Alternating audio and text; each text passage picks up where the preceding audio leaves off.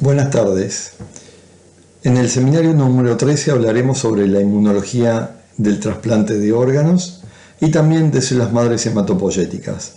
En esta primera parte nos vamos a referir al trasplante de órganos sólidos. En primer lugar, vamos a dar una definición. Trasplantar significa trasladar.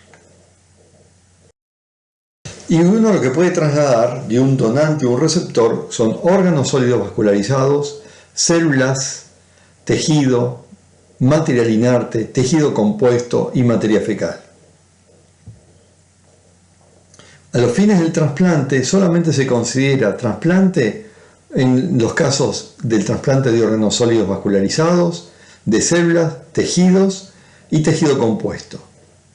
Pero no se considera un trasplante de material inerte, ya que en realidad los materiales inertes se los considera como una especie de un reemplazo. Por ejemplo, en el caso de un reemplazo valvular. Incluso cuando uno hace un reemplazo valvular, no le da al paciente un inmunosupresor, sino lo que le da es un anticoagulante para evitar la coagulación de la sangre cuando se pone en contacto con un material extraño. En el caso de los mal llamados trasplantes de materia fecal, en realidad es la administración de flora bacteriana de un paciente a un paciente que tiene una enfermedad que se llama colitis pseudomembranosa causada por una bacteria llamada Clostridium difficile. En general, esta enfermedad se trata de tres maneras diferentes. Una, obviamente, es suspendiendo el antibiótico que se piensa que es el que está provocando los síntomas y los signos. La otra es administrando un antibiótico que sea efectivo contra el Clostridium difficile. Y en última instancia, si no funciona, es darle una microbiota fecal de un donante sano para de alguna manera restablecer el equilibrio de la bacteria en el colon de esa persona que tiene colitis pseudomembranosa. Entonces, en realidad, cuando hablamos de trasplantar, hablamos de trasplantar un órgano sólido vascularizado, que puede ser corazón, hígado, intestino, páncreas, pulmón y riñón. A veces, los trasplantes son simultáneos, o por ejemplo, pueden ser trasplantes múltiples.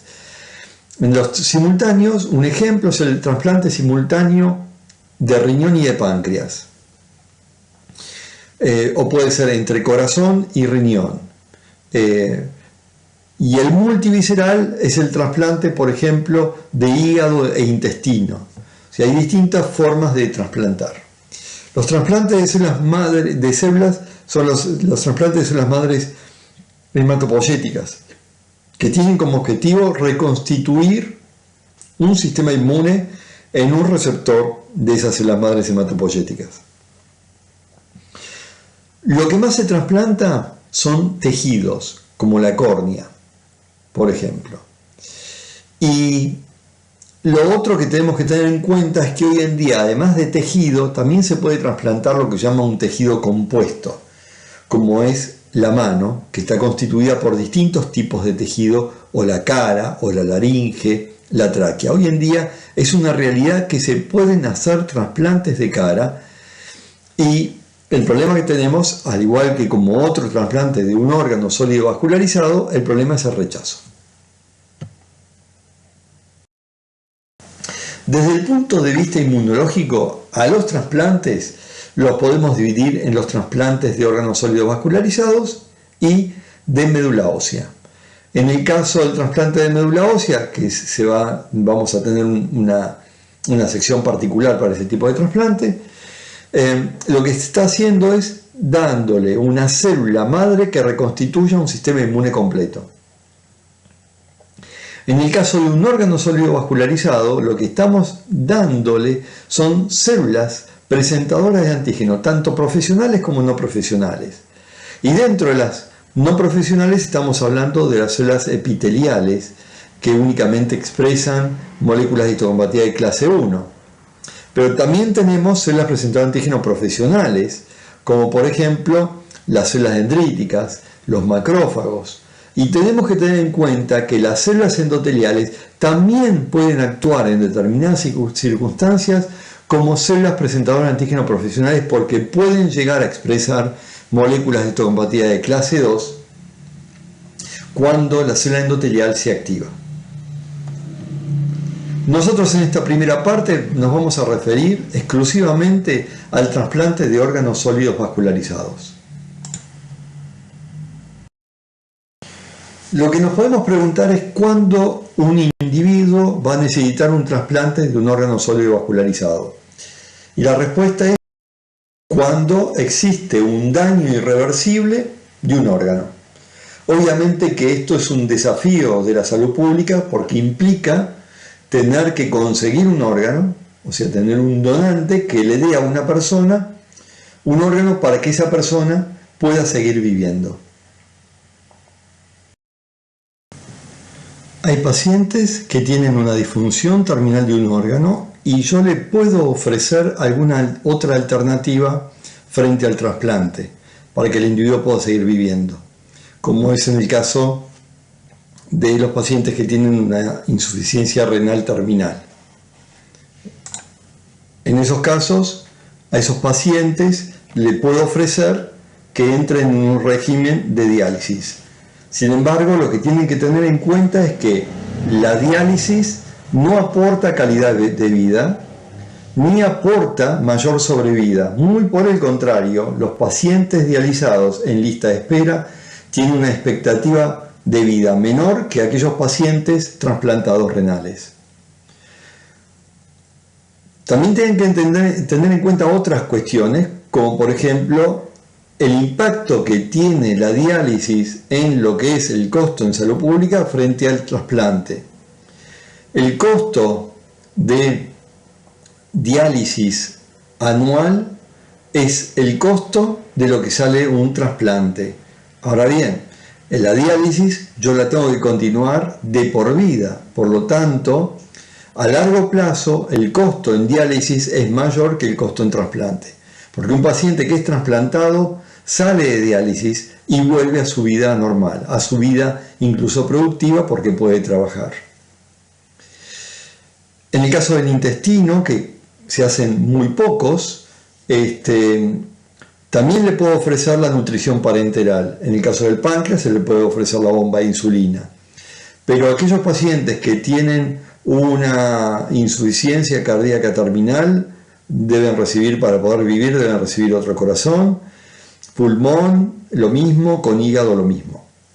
Ahora, no hay ninguna duda que el trasplante es mejorar la calidad de vida, pero implica un problema, y el problema es el sistema inmune, que rechaza a esos órganos trasplantados. Y para evitar ese rechazo, uno lo que hace es le da un tratamiento inmunosupresor a esos pacientes. Y el problema entonces, frente al tratamiento inmunosupresor, es la presencia de infecciones y también la presencia de enfermedades oncológicas. De tal manera que uno tiene que ajustar muy bien la inmunosupresión para no sobreinmunosuprimir o no subinmunosuprimir, es decir, no tener una inmunosupresión exagerada para que genere infecciones y enfermedades oncológicas, ni tener una muy baja inmunosupresión de tal manera de favorecer el rechazo. Es decir, siempre estamos en un equilibrio frente a lo que es la inmunosupresión. Por eso es muy importante, y es lo que se está tratando de hacer, es buscar biomarcadores que me estén indicando si estoy inmunosuprimiendo de manera correcta a un paciente.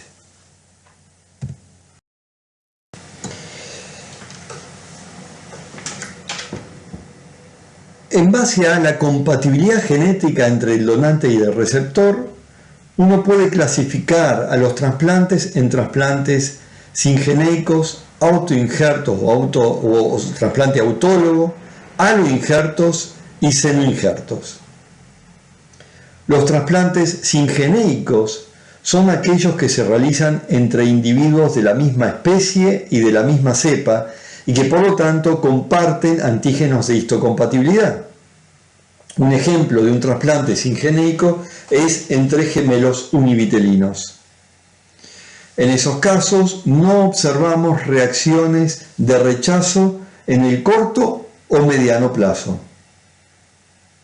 Una forma especial de trasplante singeneico es el autotrasplante. En este caso, el donante y el receptor es el mismo individuo y por lo tanto también son los antígenos de histocompatibilidad. En estos casos, en el trasplante, en el autotrasplante, el problema no es el rechazo, sino que el problema es más bien puede ser de tipo quirúrgico y también de tipo inflamatorio. Después tenemos los aloinjertos o alotrasplantes. Los aloinjertos o alotrasplantes son realizados entre individuos de la misma especie, pero de cepas diferentes. Es decir, entre individuos que expresan diferentes alelos codificados en el sistema de HLA. Y en estos casos sí se van a producir reacciones de rechazo, siempre y cuando no exista un tratamiento inmunosupresor adecuado. Por último, como una novedad, tenemos a los senoinjertos o senotrasplantes.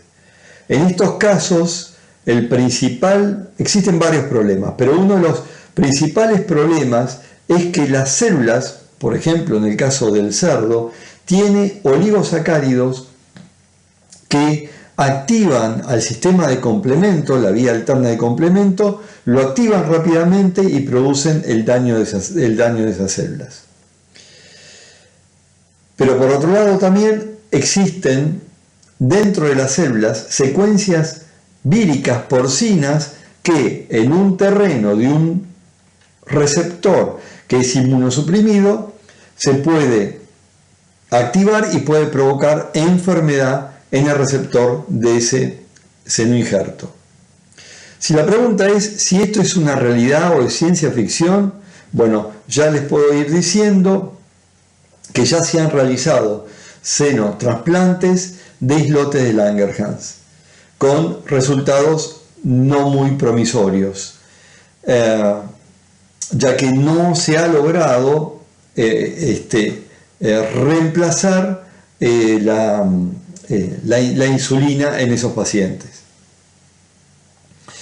Pero se está colocando mucha plata y se está tratando que la FDA comience a aprobar. La FDA sería una especie de ANMAT de la República Argentina, o sea, un ente regulador de todos estos de medicamentos o procedimientos, y lo que quieren hacer es que la FDA, que es la ANMAT de Estados Unidos, apruebe por primera vez el trasplante de un órgano sólido vascularizado, en este caso riñón, riñón de un cerdo a un receptor que tiene una insuficiencia renal.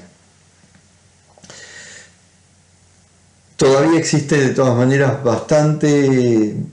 no hay consenso general para que realmente terminen por realizarse los senotrasplantes. Algún día se va a hacer, porque se ha llegado a través de lo que se llama edición génica a poder reducir la cantidad de oligosacáridos presentes en la superficie de las células porcinas, y además han logrado también eliminar esas secuencias virales que potencialmente pueden ser dañinas para el humano.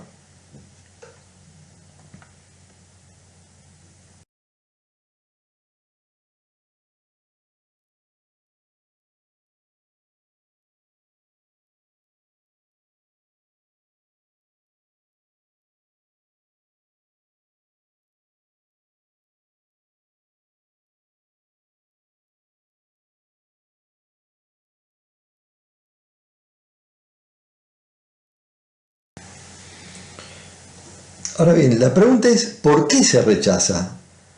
Y para poder responder esta pregunta tenemos que tener en cuenta que nuestro sistema inmune rechaza todo lo que no es propio. En cambio es tolerante frente a lo propio. Y Al existir diferencias genéticas entre individuos de la misma especie, esas diferencias genéticas están dadas principalmente en un sistema que ustedes ya vieron que tiene un alto polimorfismo, tiene poligenismo y tiene codominancia, que es el sistema HLA.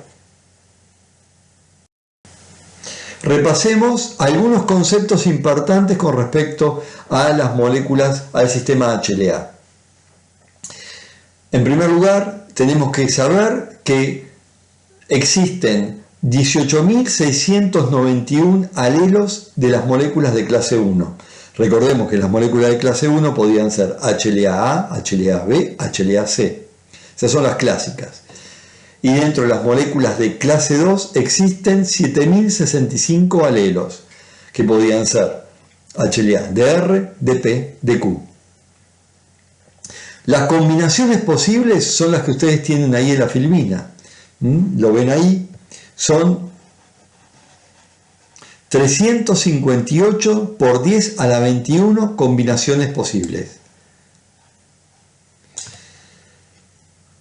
Cada residuo diferente puede contribuir, puede ser reconocido por un TCR diferente. Y eso hay que tenerlo en cuenta. Y también lo que tenemos que tener en cuenta es que el cambio de un simple nucleótido, el cambio de un solo aminoácido, puede hacer que una molécula de HLA de un donante sea una molécula de HLA inmunogénica, capaz de ser reconocida por un TCR y capaz de desencadenar una respuesta inmunológica.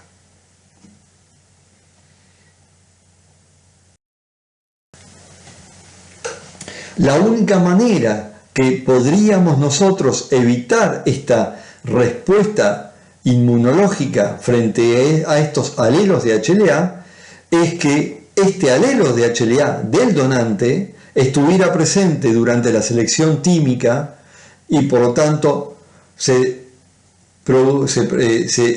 eliminaran aquellos clones T que pudieran reaccionar contra los alelos de HLA del donante. Eso obviamente no es posible, por lo tanto la respuesta que tenemos para dar de por qué se rechaza es porque tenemos un sistema de HLA altamente polimórfico y porque no existe selección negativa para los haloantígenos. Ahora bien, esto que fue descrito inicialmente en animales, la pregunta es si en el humano existen algunas evidencias que me permiten a mí afirmar que realmente el polimorfismo en las moléculas de histocompatibilidad es la responsable de llevarnos al rechazo. La respuesta es sí. La respuesta es sí, tenemos evidencias. La primera evidencia es la que nos permitió tener el primer trasplante renal exitoso entre un donante y un receptor. Y eso fue cuando se hizo el primer trasplante entre gemelos univitelinos. En ese caso el material genético era el mismo, no había polimorfismo en la molécula de HLA y el trasplante fue un trasplante exitoso. Ese trasplante exitoso se realizó en el año 1954, lo realizó el doctor Joseph Murray en la ciudad de Boston y gracias a eso recibió el Premio Nobel de Medicina en el año 1990. Quiero decirles que el donante aún está vivo, al menos estaba vivo en el año 2018, y el receptor murió 8 años después del trasplante. Ahora bien, evidentemente este ejemplo que estamos dando es un ejemplo de un donante vivo a un receptor y entre gemelos univitelinos. Pero ¿qué pasa cuando uno hace un trasplante entre un donante cadavérico y un receptor? Bueno, veamos el siguiente gráfico. En el siguiente gráfico lo que estamos viendo es la sobrevida del injerto en años posteriores al trasplante entre individuos entre donante y receptor que tienen diferente grado de disparidad en los alelos de HLA, lo que se llama mismatch. Acá tengo en negro 0 mismatch, en rojo 1 mismatch, en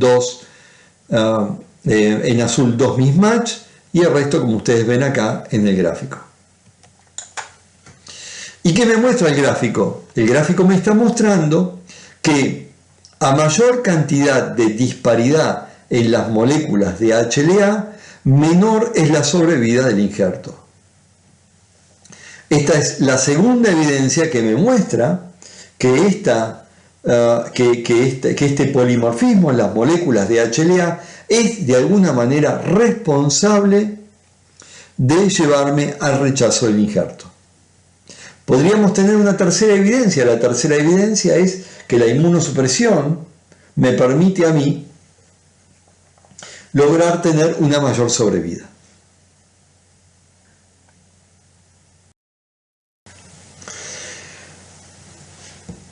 En trasplante solemos tener una terminología un poco diferente con respecto a todo lo que hemos visto en inmunología en las primeras clases de inmunología.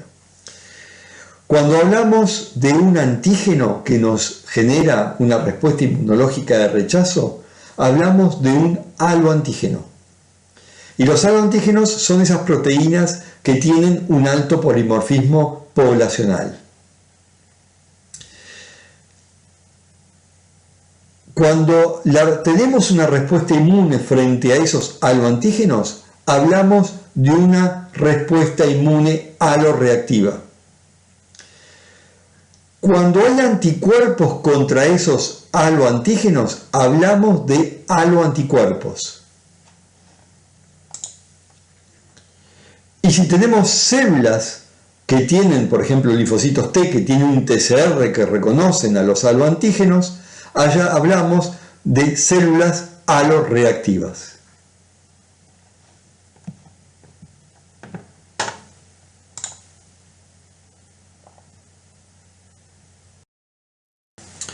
Recordemos también que en las moléculas de clase 1 y la molécula de clase 2, la variabilidad no está en toda la estructura, sino que hay sitios específicos que tienen mayor variabilidad. Por ejemplo, en la molécula de clase 1, la cadena alfa 1 y alfa 2 son las que muestran mayor variabilidad y casi no tengo variabilidad en la cadena alfa 3.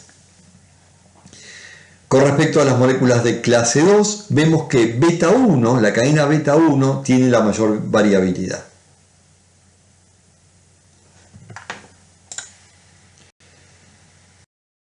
Podría preguntar qué pasaría si yo tuviera compatibilidad completa en los antígenos mayores de histocompatibilidad. Bueno, aún así yo podría tener una reacción de rechazo, ya que existen antígenos menores de histocompatibilidad.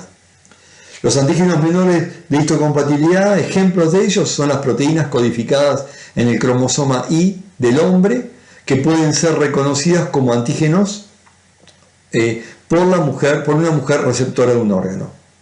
O proteínas polimórficas que son diferentes a las que están codificadas en las moléculas de histocompatibilidad. Pero tenemos que tener en cuenta que la respuesta inmune del receptor contra el órgano trasplantado es mayoritariamente contra las moléculas de clase 1 y de clase 2 y en segundo lugar contra los antígenos menores de histocompatibilidad.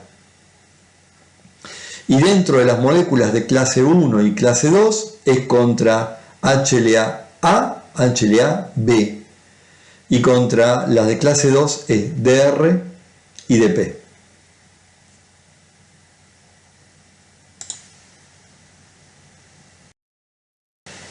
A esta altura creo que no hay duda que los órganos de un donante halogénico se van a rechazar.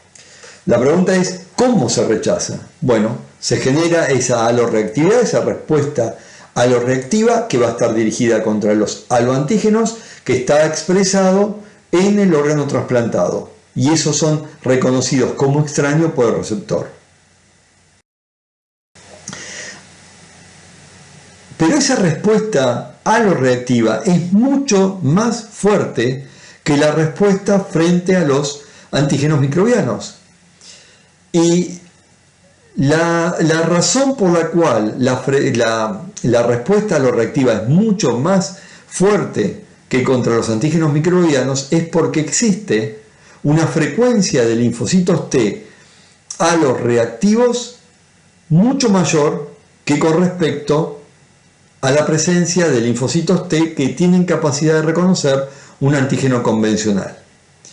Por ejemplo, la frecuencia de linfocitos T que reconocen un antígeno convencional es de un linfocito T en 100.000.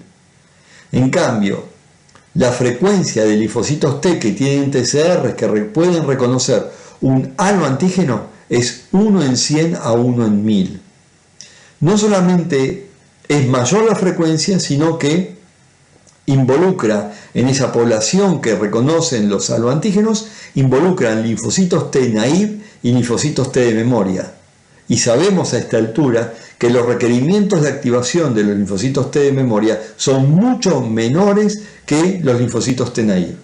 Por lo tanto, la razón por la cual la inmunoreactividad, aloreactividad, es mucho más fuerte que la respuesta frente a antígeno microbiano es por una mayor frecuencia de linfocitos T y por un repertorio de linfocitos T de memoria que participan en este reconocimiento del aloantígeno.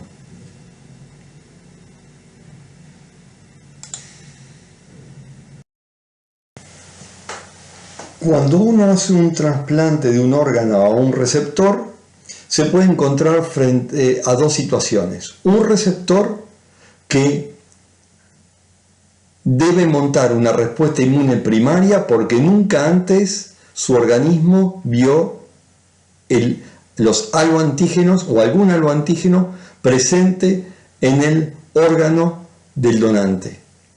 O la otra situación es que sea un individuo que por alguna razón ya haya montado una respuesta halogénica y tenga anticuerpos halogénicos preformados o células aloreactivas preformadas contra los alelos de HLA del donante. Vamos a referirnos a la primera situación. La primera situación es un individuo que se lo trasplanta y debe montar una respuesta inmune aloreactiva primaria.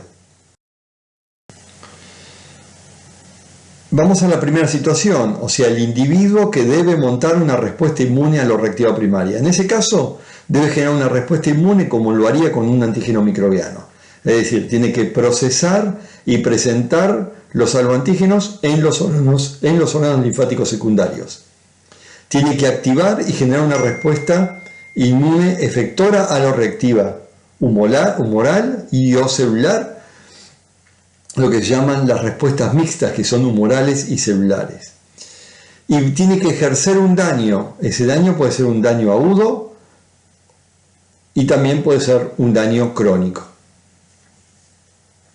El daño crónico siempre existe si le damos tiempo. El daño agudo aparecerá o no dependiendo de la inmunosupresión. Vamos a describir ahora cómo se monta la respuesta inmune aloreactiva primaria. En esta diapositiva vemos acá las células parenquimatosas y células presentadoras de antígeno profesionales, como las células dendríticas, que se encuentran en el órgano trasplantado en un receptor. Estas células dendríticas, a raíz de un proceso de maduración, dado por un proceso isquémico, van a comenzar a migrar al ganglio linfático regional del receptor. Y ahí se van a encontrar con los linfocitos T del receptor y los van a activar.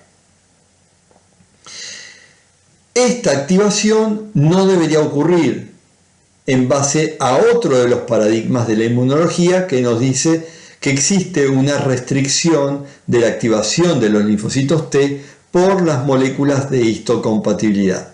Es decir, lo que el concepto que nosotros teníamos era que un linfocito T se podía activar siempre y cuando reconociera un antígeno extraño en el contexto de las moléculas de histocompatibilidad propias, como ocurre en este caso en la parte inferior izquierda de la diapositiva. Acá tengo unas moléculas de histocompatibilidad propias, un linfocito T propio, un TCR propio que reconoce un antígeno microbiano. Ahora bien, ¿qué ocurre en trasplante? En trasplante ocurre lo que se llama la vía directa de activación, en donde la molécula de histocompatibilidad es una molécula halogénica. El péptido puede ser péptido propio del receptor y el TCR es un TCR de receptor. Por lo tanto, acá tenemos que el linfocito T está recibiendo señal 1, que es la molécula de MHC halogénica con un péptido, y una señal 2 alta que va a activar al linfocito T. La cantidad de linfocitos T que se pueden activar son mucho mayores que lo que normalmente ocurriría frente a un antígeno microbiano. Y por lo tanto la proliferación es una proliferación alta. Lo que tenemos que tener en cuenta es lo siguiente.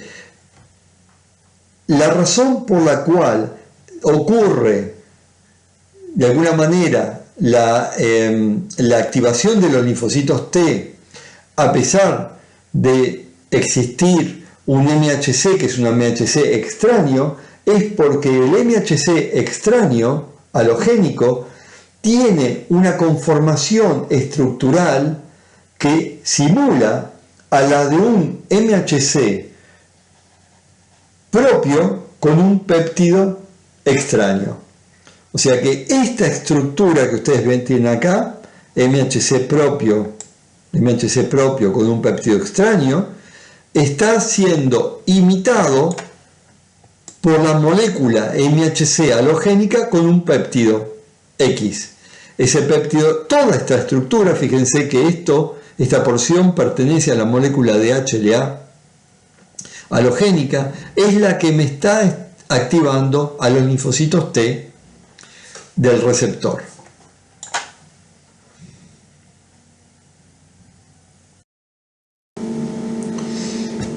La respuesta inmune aloreactiva primaria también se puede desencadenar de otra manera diferente al de la vía directa. Esta manera diferente se llama vía indirecta y comienza cuando las células dendríticas, los precursores de células dendríticas del receptor, infiltran al órgano del donante. Recordemos que este endotelio vascular puede estar activado, ya que se trata de un endotelio isquémico. Una vez en el órgano, las células dendríticas van a captar y procesar a las células necróticas o incluso a los antígenos solubles, células necróticas, antígenos que pueden ser aloantígenos. Van a comenzar un proceso de migración que los va a llevar a los ganglios linfáticos regionales, y ahora estas células dendríticas del receptor van a estar presentando aloantígenos del donante en el contexto de las moléculas de histocompatibilidad del receptor, y los presenta a los linfocitos T del receptor. Por lo tanto, esta forma de activación, que se llama vía de activación indirecta, es similar a la que ocurre con un antígeno microbiano. La diferencia es que en este caso lo que estoy procesando y lo que estoy presentando no es un antígeno microbiano, sino que es un aloantígeno. Por esta vía indirecta, la señal 1 es entre moléculas de histocompatibilidad del receptor, que tiene un péptido halogénico derivado del donante. Tengo una señal 2 alta también, porque se trata de un tejido isquémico. La frecuencia de linfocitos T con capacidad de responder va a ser baja, va a ser similar a la que tengo con un antígeno microbiano, y la proliferación va a ser alta.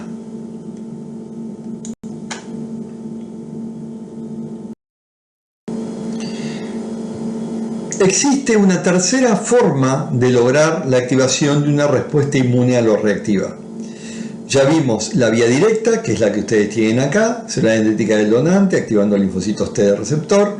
La vía indirecta, que es lo que ustedes tienen acá, migración de precursores de células dendríticas que son del receptor, que van a procesar aloantígenos y ahora van a presentar esos aloantígenos en el contexto de las moléculas de histocompatibilidad propias a linfocitos T, que son propios del receptor. Y tenemos la última manera de activación que se llama vía semidirecta, en el cual una célula dendrítica que proviene del órgano trasplantado, pero que son células dendríticas de receptor, ahora van a poder fusionar vesículas o exosomas que contienen en su membrana moléculas de histocompatibilidad del donante, porque recordemos que estas vesículas o exosomas provienen del tejido del órgano trasplantado. Por lo tanto, ahora estas moléculas de histocompatibilidad pueden ser moléculas de histocompatibilidad del donante, que van a poder activar de manera similar a lo que lo hace en la vía directa a los linfocitos T del receptor. Esta vía semidirecta es una vía que en este caso es un péptido. La señal 1 está dado por una molécula de histocompatibilidad halogénica, o sea, del donante, con un péptido X. La señal 2 vuelve a ser alta, la frecuencia de respondedora es muy alta, es similar a la vía directa, y la proliferación es alta. Lo que tenemos que tener en cuenta también es que esta célula dendrítica que fusiona vesículas va a tener o puede tener en su membrana moléculas de histocompatibilidad del donante, pero también puede tener moléculas de histocompatibilidad del receptor. Por lo tanto, puede dar lugar a la activación de la vía indirecta o a la activación por un mecanismo similar al de la vía directa.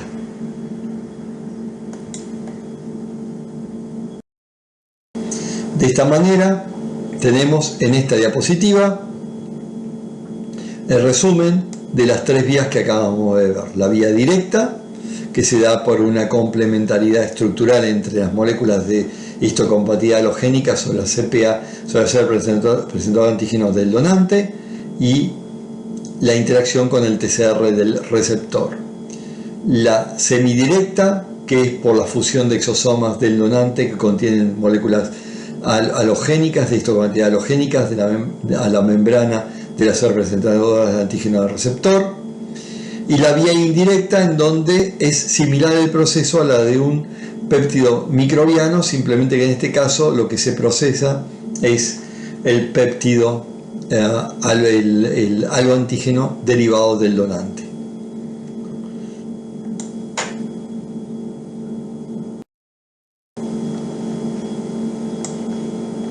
El resultado de esa presentación, ya sea vía directa, vía indirecta o semidirecta, es la generación de una respuesta inmune efectora aloreactiva, que puede ser humoral y o celular. Puedo tener células T aloreactivas, efectoras y de memoria, CD4 aloreactivas de efectoras de memoria, puedo tener plasmoblastos, plasmocitos y linfocitos B de memoria, y puedo tener aloanticuerpos. Todos estos pueden generar la lesión del parénquima. Pero lo que hay que tener en cuenta es que no todas las vías van a poder generar respuestas del mismo tipo. Veamos. A ver, la vía directa me va a poder activar a los linfocitos T CD4 y a linfocitos T CD8, siempre y cuando por una complementariedad estructural este TCR del CD8 reconozca a esto como algo extraño, a estas moléculas de clase 1 como extraño, y este TCR del CD4 reconozca por complementariedad a esta molécula halogénica como algo extraño. En este caso se activa CD8, generando efectores CD8 y de memoria CD8, y lo mismo para el CD4. En el caso de la vía indirecta, como es la que tenemos acá en la parte inferior, dijimos que esta vía indirecta es similar a la de un antígeno microbiano, y por lo tanto, por la vía indirecta, yo podré activar a un linfocito TCD4 que se podrá diferenciar a un linfocito TH1, TH17 o a una T folicular helper para ayudar a la producción de anticuerpos a un linfocito B. Ahora bien, lo que hay que tener en cuenta también es que si existiera cross presentation, en el caso de la vía indirecta también podrá activar a un linfocito T CD8. En el caso de la vía semidirecta, podrá activar a un linfocito TCD8 principalmente, porque recordemos que los exosomas y las vesículas provienen principalmente del parénquima de las células, y del parénquima de las células son mayoritariamente células presentadas antígenos no profesionales, por lo tanto tendrá clase 1, por lo tanto principalmente se activará CD8, y las chances de poder activar CD4 son mucho menores. Por lo tanto, para la activación del CD4 yo tendré vía directa, vía indirecta, pero probablemente no tenga por la vía semidirecta.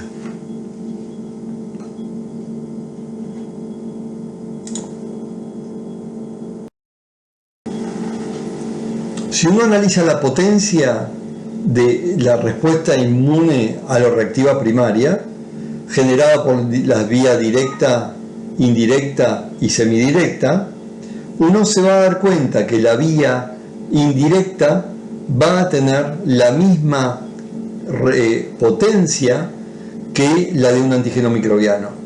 Y eso dependía de las frecuencias de encontrar un linfocito T que tuviera un TCR con capacidad de reconocer al haloantígeno. Y en este caso será un linfocito T en 100.000 o en 1.000.000 con capacidad de reconocer al haloantígeno.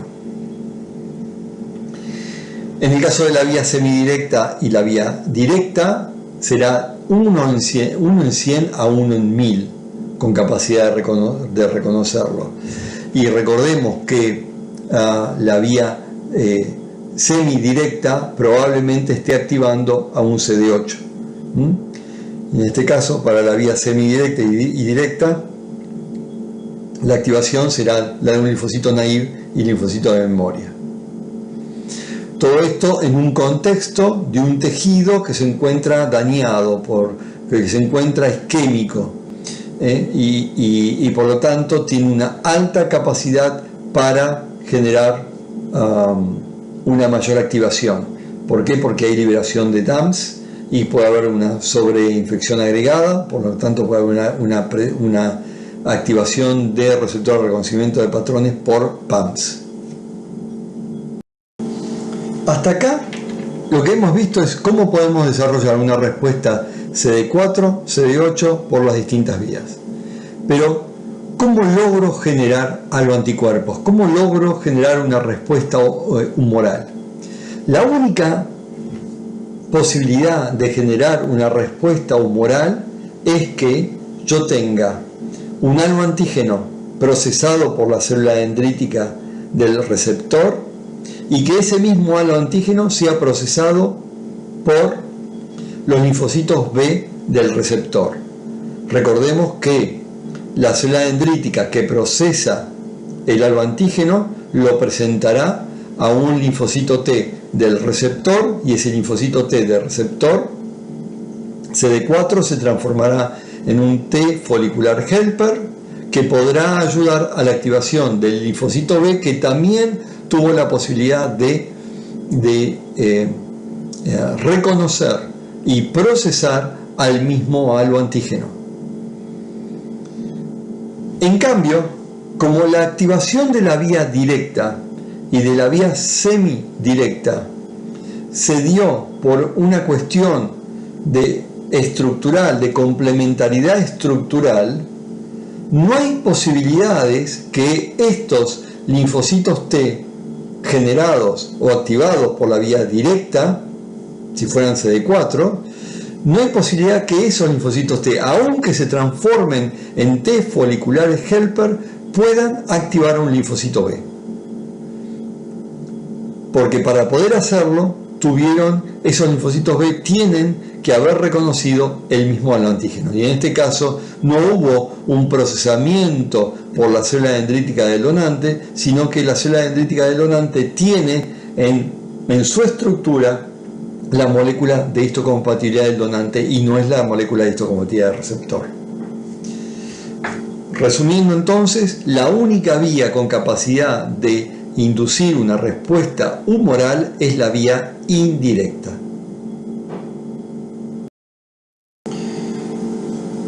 Bien, había otra posibilidad de respuesta y era una respuesta aloreactiva que se genere de manera secundaria, o sea, que ese individuo ya estuviera sensibilizado frente a los antígenos de HLA. La pregunta que se pueden hacer es ¿por qué un individuo ya va a tener anticuerpos halogénicos o células aloreactivas preformadas contra los alelos de HLA de un posible donante?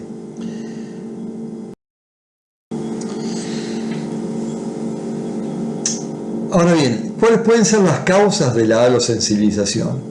Transfusiones previas, recordemos que es un paciente trasplantado y que seguramente ha tenido una enfermedad y ha requerido trasplante de sangre, y puede ser de plaquetas también, puede ser una mujer multípara, puede haber recibido un trasplante previo, o puede haber desarrollado lo que llamamos una inmunidad heteróloga. ¿En qué se basa la inmunidad heteróloga? La inmunidad heteróloga se basa en la historia previa de infecciones, principalmente infecciones de tipo virales.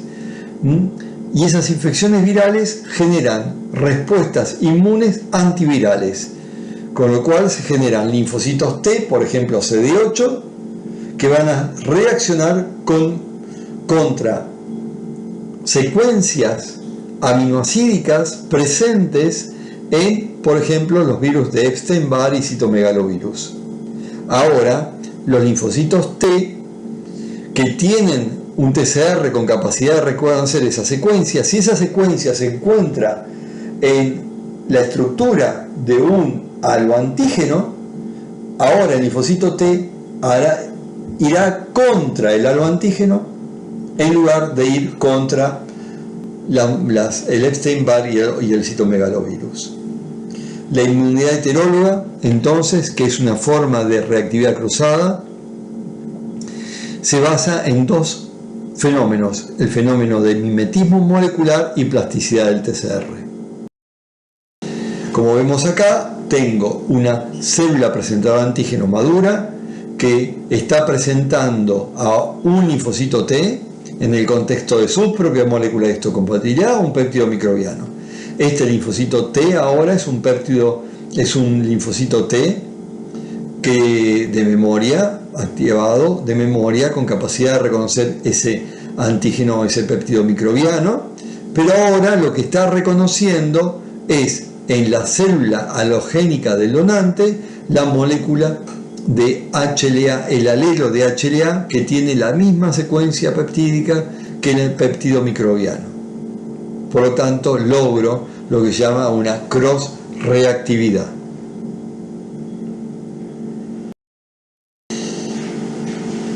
En esta diapositiva vemos cómo entonces este linfocito T, que es específico para antígeno microbiano, que tiene la capacidad de reconocer esta secuencia, LGRPD, secuencia que también se encuentra en el alopéptido.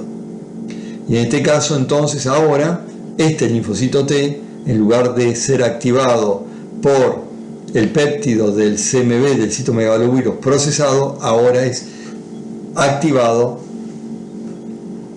por un alopéptido que tiene esa secuencia aminoacídica.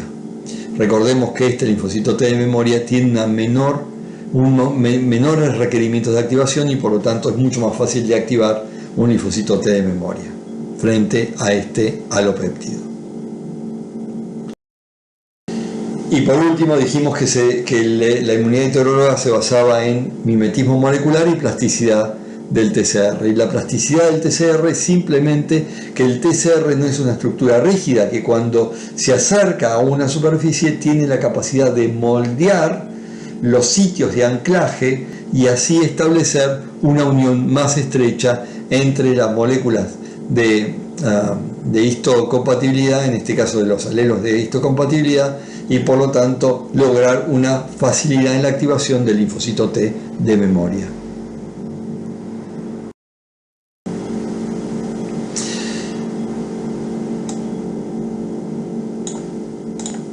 Entonces hasta acá vimos cómo se induce la respuesta inmune primaria o secundaria. Me va a generar anticuerpos, aloanticuerpos o células aloreactivas. Si hay anticuerpos preformados en ese individuo y estoy haciendo un trasplante con anticuerpos que reconozcan aloantígenos, rápidamente se van a formar complejos inmunes aloantígeno, aloanticuerpo y se va a activar la vía clásica del complemento.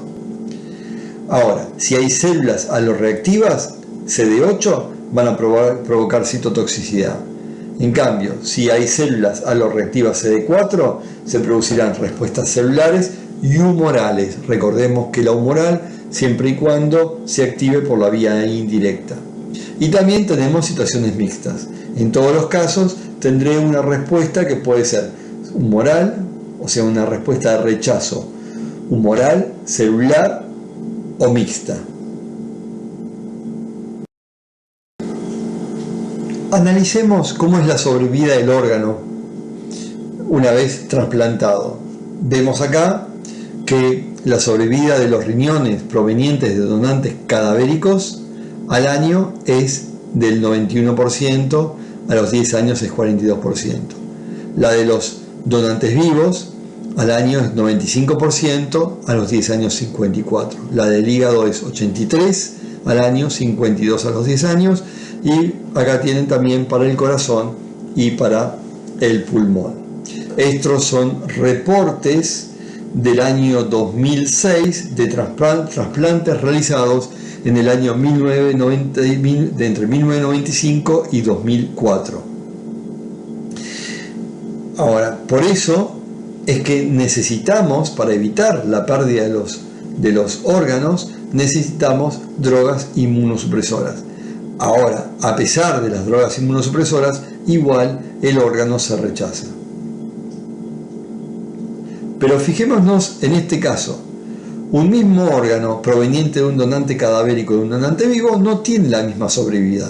Por lo tanto, debe haber algún otro factor que no tiene que ver con lo que es la histocompatibilidad. Y ahora nos vamos a referir a eso.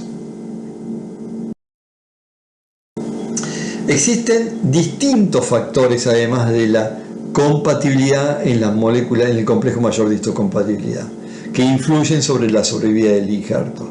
Uno es, como dijimos, la incompatibilidad del complejo mayor de histocompatibilidad. Otro es la incompatibilidad de los grupos sanguíneos, del grupo ABO. Otros son factores intrínsecos del donante. Otros son factores que ocurren durante la operación. Otros son factores intrínsecos del receptor. Y por último tenemos la inmunosupresión. Todos estos factores van a afectar a corto y largo plazo la sobrevida del injerto y también del paciente.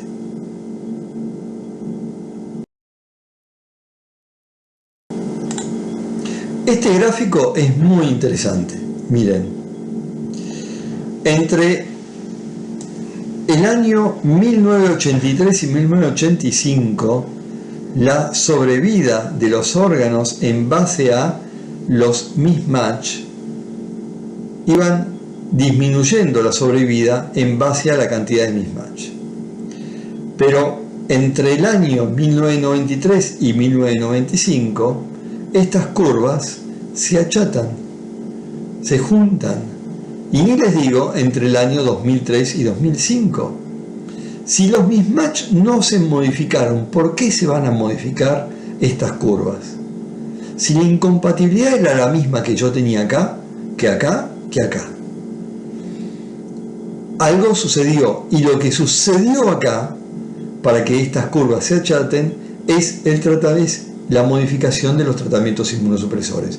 Se consiguieron mejores drogas inmunosupresoras que de alguna manera reducen el rechazo debido al factor mismatch.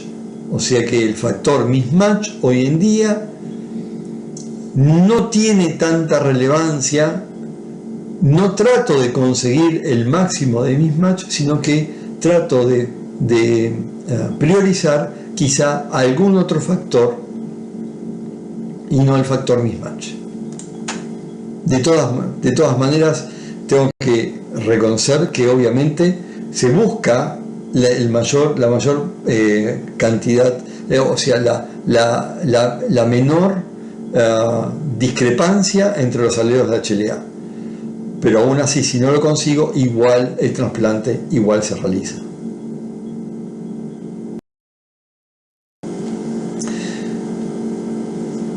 Dentro de los factores que dijimos que influían en la sobrevida del injerto, teníamos factores intrínsecos del donante. No es lo mismo un donante fallecido por muerte encefálica que por muerte cardíaca. No es lo mismo un órgano proveniente de un donante fallecido que de un donante vivo. Y acá en este gráfico se ve. Obviamente tengo una mejor sobrevida si el donante es un donante vivo que la de un donante cadavérico. Y ni les digo entre un donante cadavérico óptimo frente a un donante cadavérico llamado cadavérico con criterio extendido, y que puede ser, por ejemplo, un donante que sea un donante añoso o un donante que tenga y que sea hipertenso. Dado a que existe una poca oferta de órganos o faltan órganos, aún así se prefiere hacer trasplantes con donantes con criterio extendido para aumentar la sobrevida de esos pacientes. En la Argentina solamente utilizamos donantes fallecidos con muerte encefálica, es decir, a corazón latente. Usamos con criterio óptimo y con criterio extendido. En la Argentina no se usa donantes con muerte cardíaca, y una de las razones por las cuales no se usa con muerte cardíaca es porque no disponemos de las máquinas de perfusión. Y entre la calidad de los órganos provenientes de los donantes con muerte cardíaca versus muerte encefálica, es mucho mejor las que provienen de muerte encefálica. Simplemente les digo, para que tengan una idea, es que hay países en donde no aceptan donantes fallecidos con muerte encefálica, solamente aceptan con muerte cardíaca. Y hay países que no aceptan donantes fallecidos con muerte cardíaca y únicamente aceptan con muerte encefálica, como ocurre acá en la Argentina. ¿Qué implica la muerte encefálica entonces? La muerte encefálica implica una inestabilidad de ese donante, de ese posible donante, un cambio hemodinámico, una tormenta de citoquinas, una tormenta de catecolaminas, una hipovolemia que hace muy difícil mantener la perfusión de los órganos. Si yo no puedo mantener la perfusión de los órganos, entonces no voy a poder trasplantar ese órgano no va a ser útil. Por lo tanto, lo que tengo que tratar de hacer es lograr evitar la hipoperfusión de los órganos, lograr disminuir al máximo la activación endotelial, que igualmente va a ocurrir porque ese donante con muerte encefálica tiene una activación inmunológica, con activación de complemento, con gran producción de citoquinas, con gran activación de receptores de diferentes citoquinas. Todo eso me lleva a que el órgano que voy a trasplantar ya en el donante esté sufriendo un reclutamiento de leucocitos, esté activado la cascada de la coagulación, simplemente porque tengo activación endotelial. Y todo eso me lleva a la ausencia de los factores que uno considera factores citoprotectores, y me lleva a un órgano que va a tener una peor respuesta cuando uno lo trasplante.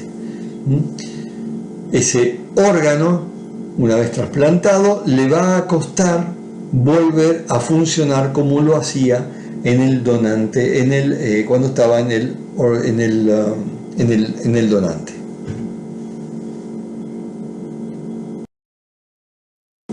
Otro factor es el factor perioperatorio, y esto tiene que ver con lo que se llama tiempo de isquemia caliente y isquemia fría.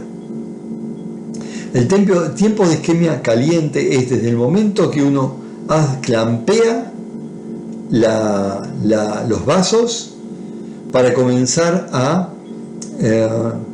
perfundir a ese órgano con un líquido que se llama líquido de perfusión, para limpiarlo de toda la sangre proveniente del donante. Cuando ese órgano ya se encuentra perfundido, ahora se coloca en frío y se mantiene en frío hasta tanto consigamos al receptor que sea compatible, y ese tiempo, que se llama tiempo de isquemia fría, es muy variable.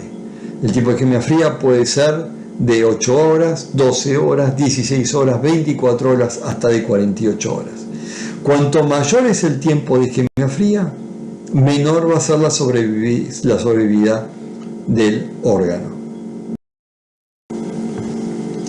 Esa isquemia, que es inevitable porque el clampeo lo tengo que hacer, va a liberar DAMPs, va a producir necrosis, va a liberar DAMPs, va a activar el endotelio, y después tenemos otro proceso que se llama el proceso de reperfusión, que es cuando uno hace la anastomosis de los vasos, desclampea y pasa la sangre del receptor por el órgano del donante. En ese caso se produce la activación endotelial y se llama daño por isquemia reperfusión. Ese daño por isquemia reperfusión genera un estado protrombótico y proinflamatorio del endotelio vascular, favoreciendo el reclutamiento celular, la producción de citoquinas, la activación de complementos, la agregación plaquetaria, la producción de especies reactivas del oxígeno, procesamiento y presentación antigénica, y por lo tanto una facilitación hacia la activación por las vías directa, indirecta y semidirecta. En esta diapositiva vemos cómo esa ablación, esa hipoxia, esa reperfusión me lleva a un cuadro inflamatorio con gran producción de especies reactivas del oxígeno, gran activación endotelial, que desde un punto de vista clínico tiene un correlato, que es la presencia de lo que llamamos un DGF, Delay Graft Function, un retardo en la función del injerto. ¿Qué significa un retardo en la función del injerto? Significa que uno tiene un órgano que en el donante funcionaba. Ahora saco ese órgano, lo coloco en el receptor, y cuando lo coloco en el receptor no funciona. Y tarda un cierto tiempo hasta que comienza a funcionar. Ese retardo en la función del injerto impacta en la sobrevida del órgano. Cuanto mayor es el tiempo en recuperar la función, menor es la sobrevida del órgano a largo plazo. Por lo tanto, lo que uno tiene que evitar son tiempos de isquemia caliente y de isquemia fría largos, porque eso implica un mayor retardo en la recuperación funcional del injerto.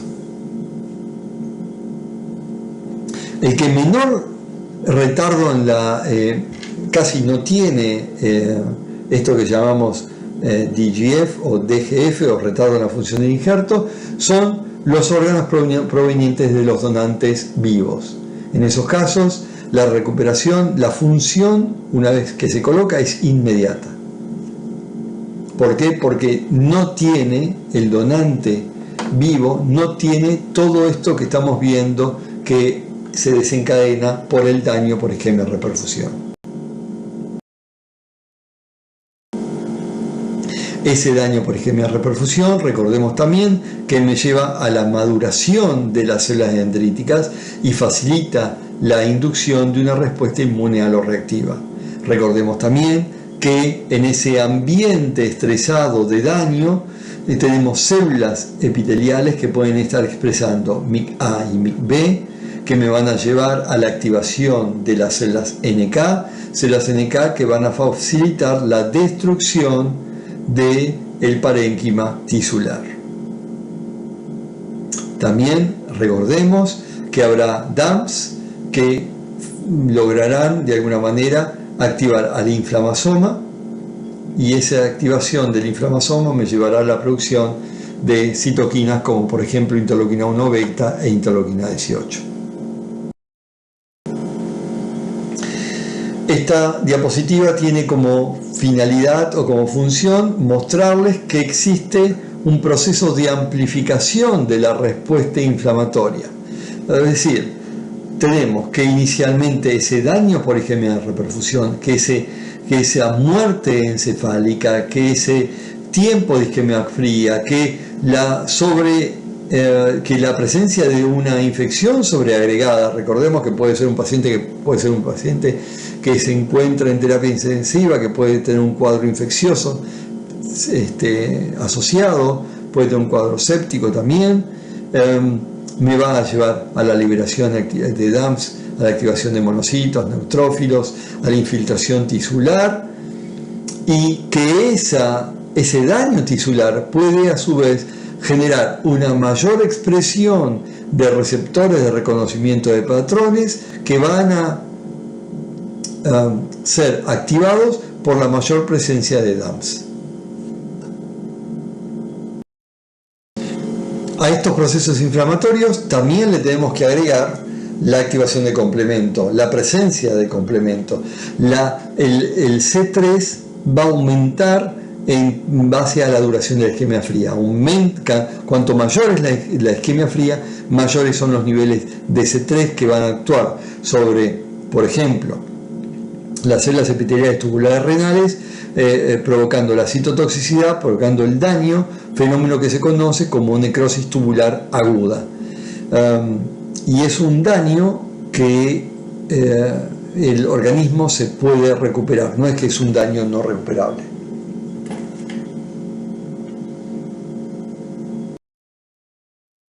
Entre los factores intrínsecos del receptor se encuentra la enfermedad de base, a veces hay una recidiva en la enfermedad, la edad del receptor, cuanto mayor es el receptor,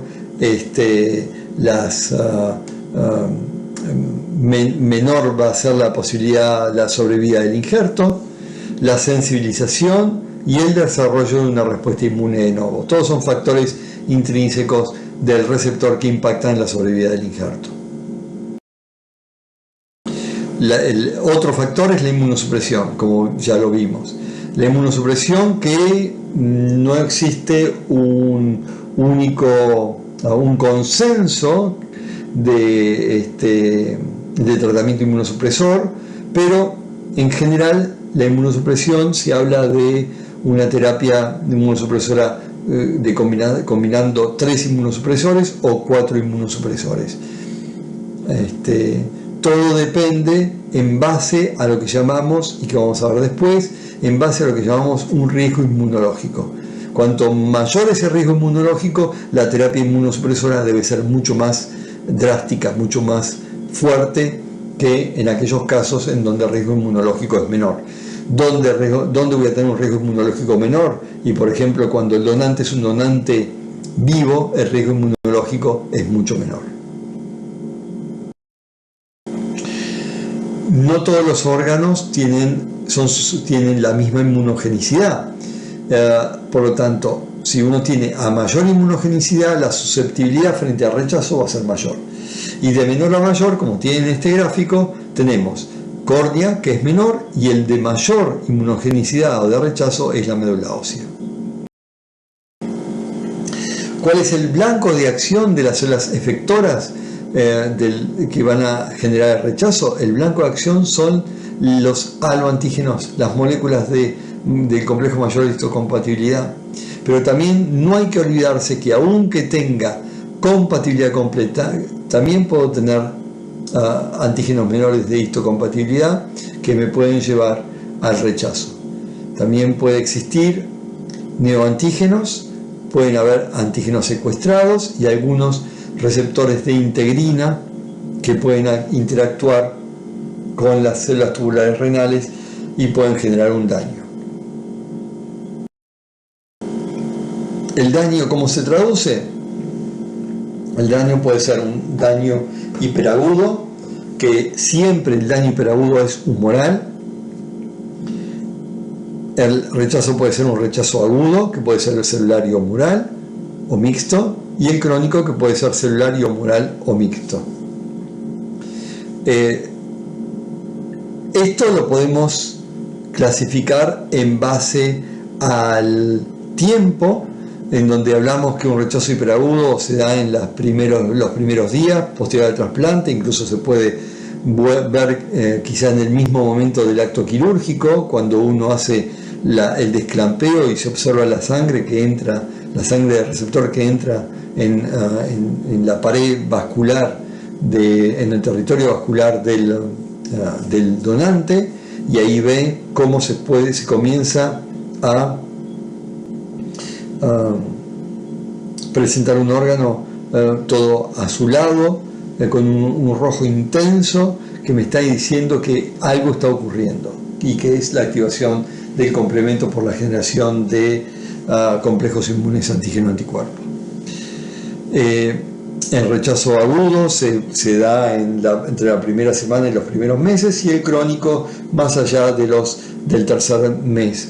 Pero lo que tienen que tener en cuenta es que desde un punto de vista médico es más importante, más que el tiempo, las características histopatológicas, que uno los estudia con una muestra de una biopsia obtenida en los pacientes en donde sospechamos que existe un rechazo.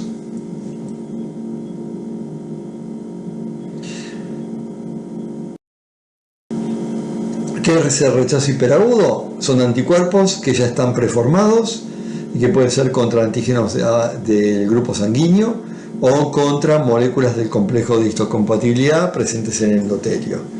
Se forma el complejo inmuno-antígeno-anticuerpo, se activa el complemento, hay activación, y al activarse el complemento tendré anafilotoxinas, tendré factores quimiotratantes, tendré opsoninas, tendré la formación de un poro, la formación del complejo de ataque lítico.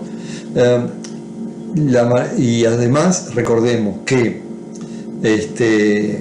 tendré a través de la activación del complemento el reclutamiento por C3A y C5A de neutrófilos que van a estar activados por el mismo C3A y C5A, y de esa forma se genera una respuesta inflamatoria y trombótica con oclusión del vaso.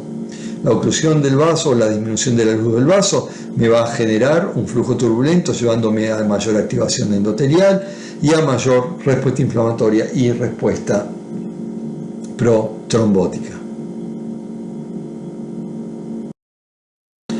En el rechazo agudo, recordemos que el rechazo agudo puede ser celular o humoral. En el caso de la respuesta de rechazo agudo celular, se va a manifestar principalmente a nivel de el tejido intersticial, a nivel del tejido intersticial. Lo que vemos es que los linfocitos T y los monocitos, los linfocitos TCD4 aloreactivos y los monocitos, y también los linfocitos TCD8, van a llegar a las vénulas postcapilares del injerto, van a migrar, van a infiltrar, produciendo una infiltración intersticial.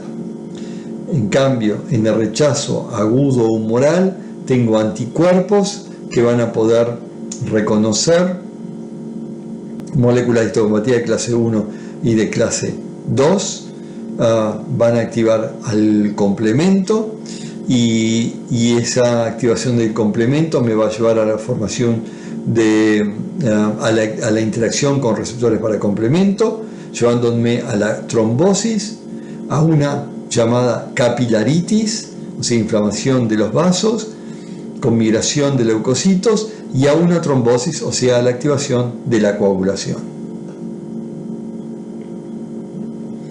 También recordemos que esos anticuerpos pueden interactuar con los receptores Fc, anticuerpos que tienen que estar sí o sí unidos a los alloantígenos, receptores Fc que pueden estar sobre células NK, sobre macrófagos o incluso sobre neutrófilos, generando en estos casos un mecanismo de citotoxicidad celular dependiente de anticuerpos. En los rechazos crónicos también pueden ser celulares y pueden ser humorales, pero lo característico del rechazo crónico es el engrosamiento de la pared vascular isquémica. Y cuando llegamos a un rechazo crónico, ya el proceso es irreversible. Es decir, un rechazo agudo yo lo puedo salvar. Un rechazo aumentando la inmunosupresión, por ejemplo. Un rechazo crónico es insalvable.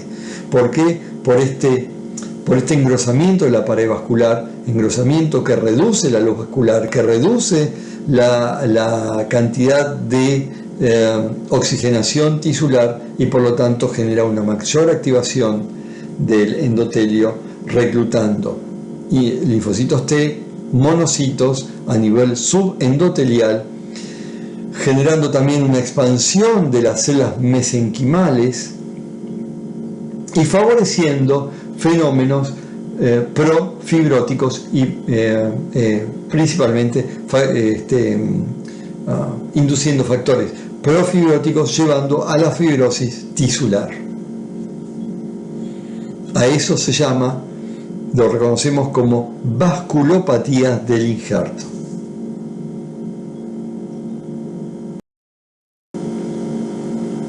¿Cómo podemos evitar el rechazo? Bueno, en primer lugar, tratando que exista cero mismatch, o sea, compatibilidad completa.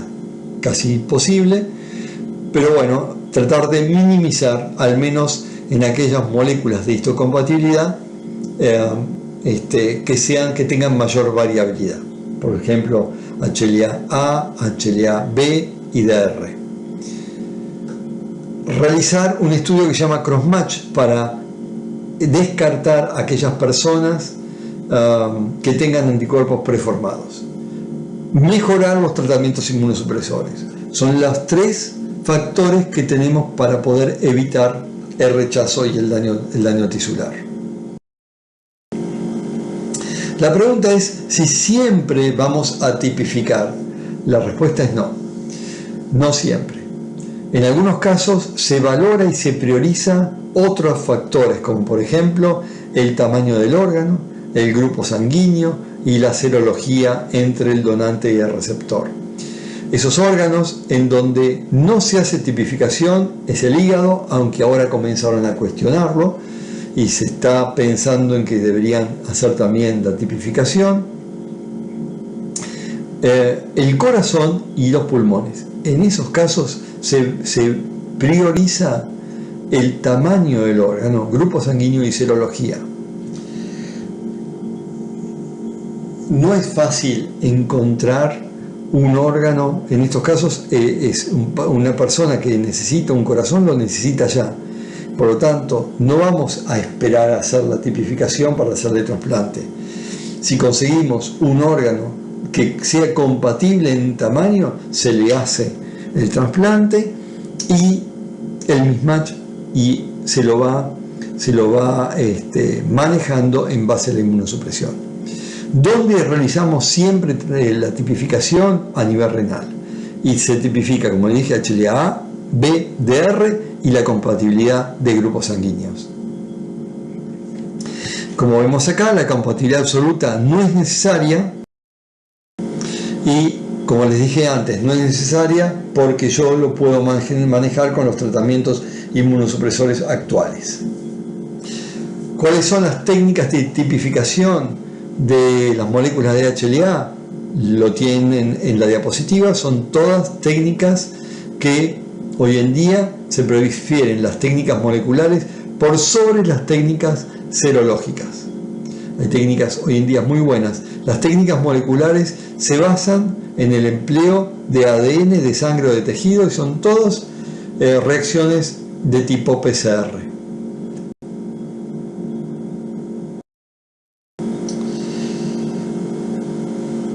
¿Cuáles son las recomendaciones que tenemos para tener una compatibilidad entre donante y receptor? Ya le dijimos una. Para el caso de trasplante necesitamos compatibilidad para grupos sanguíneos y para moléculas HLA-A, B y DR. Y para evitar el rechazo hiperagudo tengo que realizar un estudio llamado un estudio de cross-match. Siempre se hace para riñón, siempre se hace para los trasplantes simultáneos de riñón y páncreas con el fin de evitar el rechazo hiperagudo.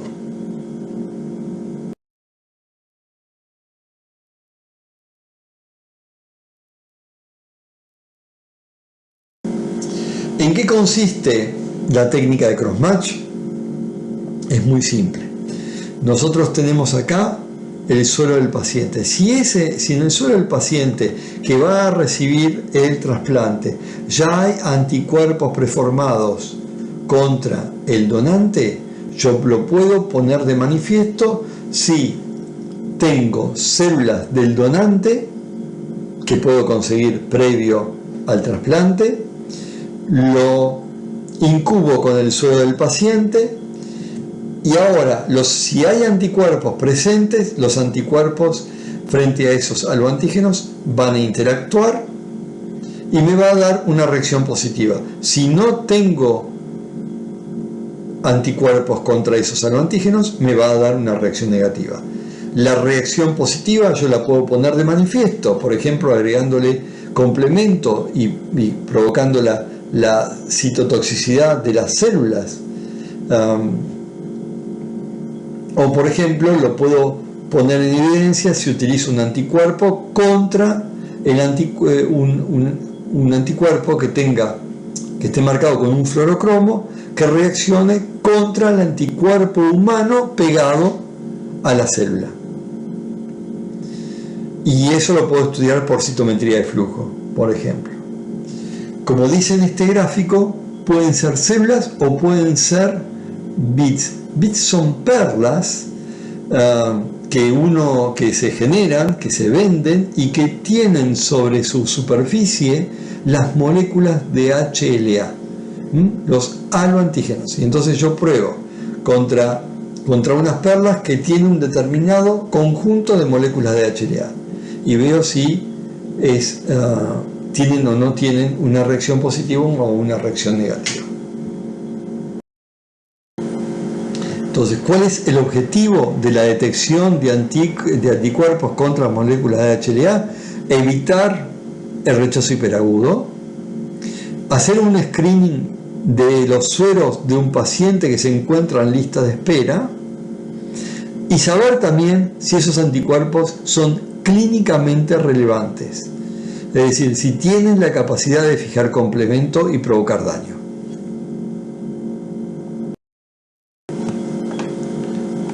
Entonces, cuando hago un estudio de crossmatch, como dijimos, en primer lugar, paciente en lista de espera. A esto se llama crossmatch final contra panel. Y el otro crossmatch es crossmatch final contra dador.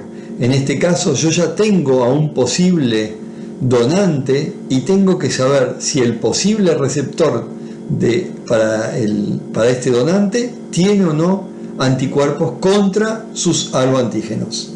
Entonces tengo un crossmatch final contra dador y un crossmatch final contra panel.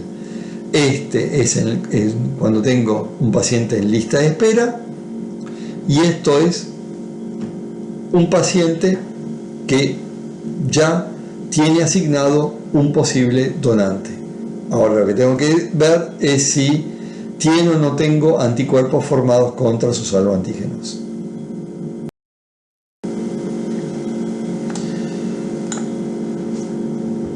En esta diapositiva tengo distintas formas de poner en evidencia la interacción entre los anticuerpos presentes en el receptor con los aloantígenos del donante. En este caso volvemos a lo mismo que habíamos visto antes. Tengo suero del receptor que puede o no tener anticuerpos, en este caso tiene anticuerpos. Lo incubo con linfocitos del donante, linfocitos que los puedo obtener, por ejemplo, del vaso, si se trata de un donante cadavérico, por ejemplo. Le sumo con complemento y veo si el complemento se activa. Si se activa es porque hubo interacción antígeno-anticuerpo, y lo voy a poner en evidencia a través de células que, por ejemplo, estaban teñidas con un colorante. Entonces yo puedo ver al microscopio cuántas células son las que todavía mantienen el colorante. Si mantienen el colorante es porque no tuvieron citotoxicidad, y se cuenta la citotoxicidad. A eso se llama citotoxicidad dependiente de complemento, CDC. O le puedo agregar un anticuerpo antiinmunoglobulina G humana conjugado a un fluorocromo, y lo puedo ver esta reacción antígeno-anticuerpo por citometría de flujo. O lo otro que puedo hacer es lo siguiente: yo puedo tener en una microplaca antígenos, como ven acá, antígenos de HLA purificados y movilizados sobre una placa. O puedo tener microesferas que tengan los HLA pegados sobre esa microesfera. Ahora le coloco el suero a esta microplaca o a estas microesferas, luego incubo con un anticuerpo antiinmunoglobulina G o M conjugado a un fluorocromo, y puedo leer la reacción por ELISA o por una técnica llamada técnica de Luminex, que se basa en fluorocromos y es muy parecida a la del citómetro de flujo, pero tiene mayor especificidad y sensibilidad.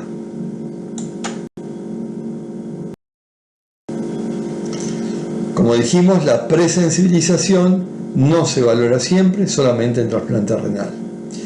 Y la presensibilización no es una contraindicación absoluta del trasplante. A veces la necesidad clínica hace que, a pesar de tener un cierto título de anticuerpos, uno decida hacer el trasplante y maneje luego con la inmunosupresión el tratar de evitar el rechazo. ¿Cómo se puede evitar un rechazo? ¿O cómo se puede lograr que una persona que está sensibilizada se desensibilice? Lo puedo hacer a través de un proceso llamado plasmaféresis, o sea, sacándome de encima del suero los anticuerpos, o provocando la depresión de linfocitos B, haciendo un tratamiento con rituximab, que es un anticuerpo contra CD20, o manejando a través con otros tratamientos inmunosupresores mucho más potentes. Como vemos entonces, las terapias de desensibilización son en la plasmaféresis, la administración de gamma globulinas endovenosas, pero a una concentración muy superior a la que ustedes utilizan para los pacientes con inmunodeficiencia, porque la idea en este caso es tratar de bloquear los anticuerpos de los pacientes y hacer que esos anticuerpos se unan a otros anticuerpos y sean depurados por el sistema de depuración de complejos inmunes antígeno-anticuerpos. Y por otro lado teníamos el rituximab, como les mencioné antes, que es un anticuerpo contra CD20. Ahora, teníamos un escenario antes de los nuevos tratamientos inmunosupresores, que era: si el crossmatch era positivo, estaba contraindicado el trasplante; si el crossmatch era negativo, era un trasplante de bajo riesgo. Hoy en día cambiamos el concepto y hablamos de definir el riesgo inmunológico y tomar la decisión de trasplantar o no en base al riesgo inmunológico. Y en base a una correcta decisión médica voy a tener un éxito o un fracaso.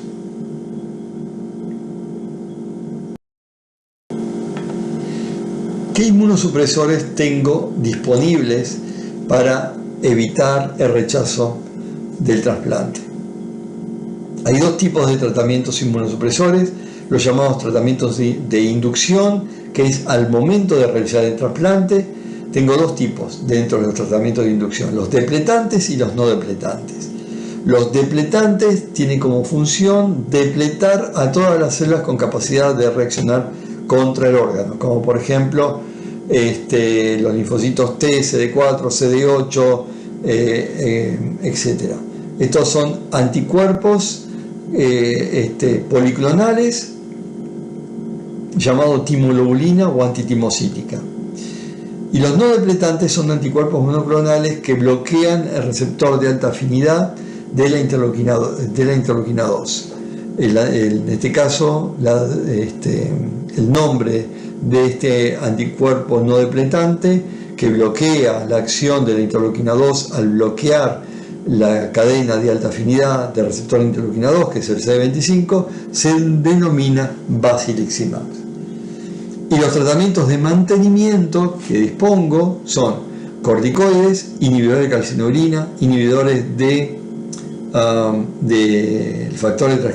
un factor de transcripción que se llama mTOR, inhibidores de la síntesis de nucleótidos y bloqueantes de la coestimulación.